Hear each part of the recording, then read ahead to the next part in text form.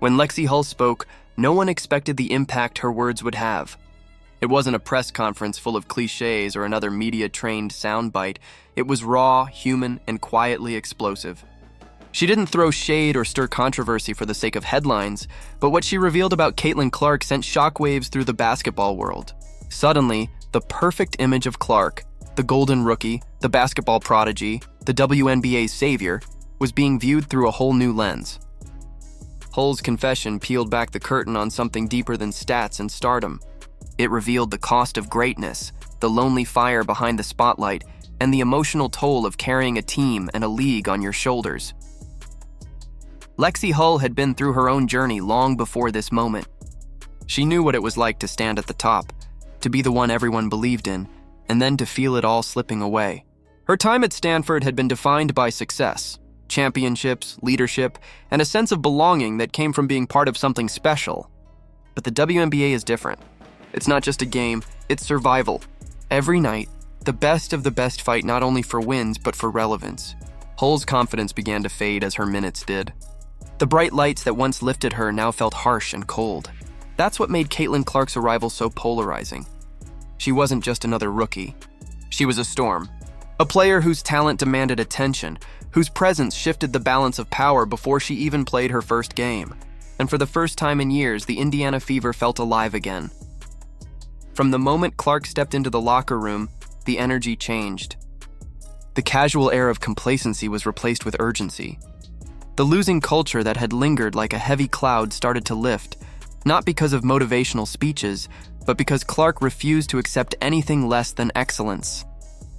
She practiced harder than anyone, challenged teammates in drills, and wasn't afraid to confront veterans who were coasting. Her competitive spirit rubbed some the wrong way, but it also lit a spark that had been missing. For Lexi Hull, that spark reignited something buried deep inside her.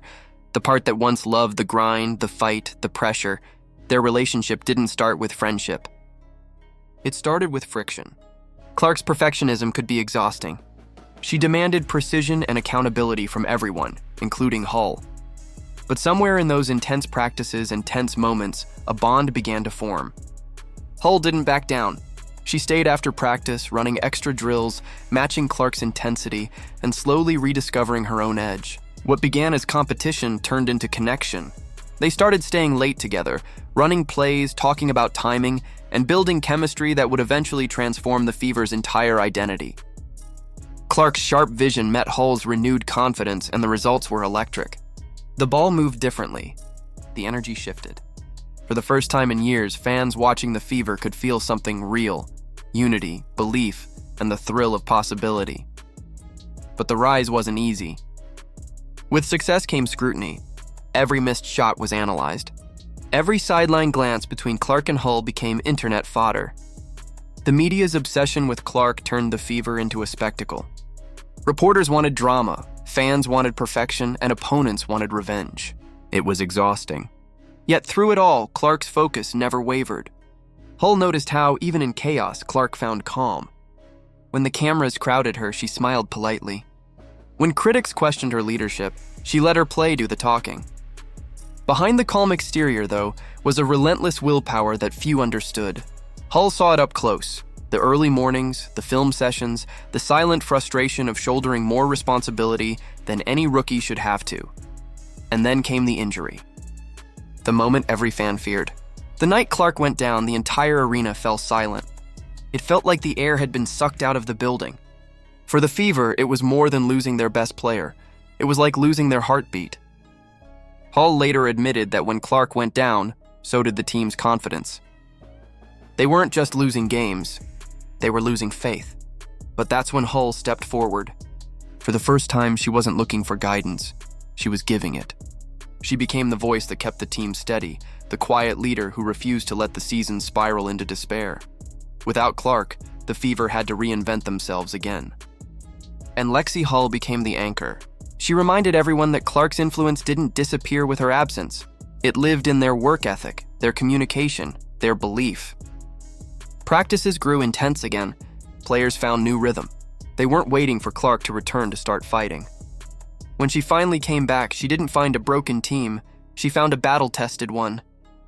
The chemistry between her and Hull was sharper than ever, built on trust that only hardship can create. Together, they didn't just play basketball, they embodied resilience. For Hull, that season changed everything. She rediscovered her confidence not through accolades, but through purpose. She realized that being great wasn't about spotlight moments. It was about showing up every single day, no matter how hard it got.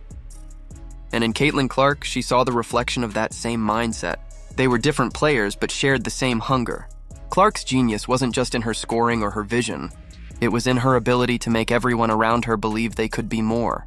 Hull became living proof of that. Their story became one of mutual evolution. Caitlin taught Hull how to believe again, and Hull reminded Caitlin that leadership isn't about dominance. It's about connection. The two became symbols of what happens when competitiveness turns into collaboration. Every assist, every defensive stop, every high five carried more weight because it came from struggle. They weren't just teammates anymore. They were survivors of the grind. By the end of the season, the Fever weren't just better. They were reborn. Fans could see it in the way they moved together, fought together, and carried themselves. What began as a story of tension had turned into one of transformation. Lexi Hull's journey from self-doubt to strength mirrored the Fever's own rise from irrelevance to respect. And at the center of it all was Caitlin Clark, not as a solo hero, but as the spark that reignited belief in an entire team. But even now, the question lingers. What happens when the pressure returns? When the stakes rise again and the spotlight burns brighter than ever, will this newfound unity hold, or will the fame, expectations, and whispers test them all over again? One thing's for sure. Both Hull and Clark have proven that adversity doesn't define you. How you respond to it does. What do you think about the bond between Caitlin Clark and Lexi Hull? Is their partnership the secret to the Fever's resurgence, or just the beginning of something bigger? Let us know your thoughts in the comments, and if you believe in stories of resilience, teamwork, and redemption, make sure to like this video. Subscribe to the channel and stay tuned, because the next chapter in this story is only just beginning.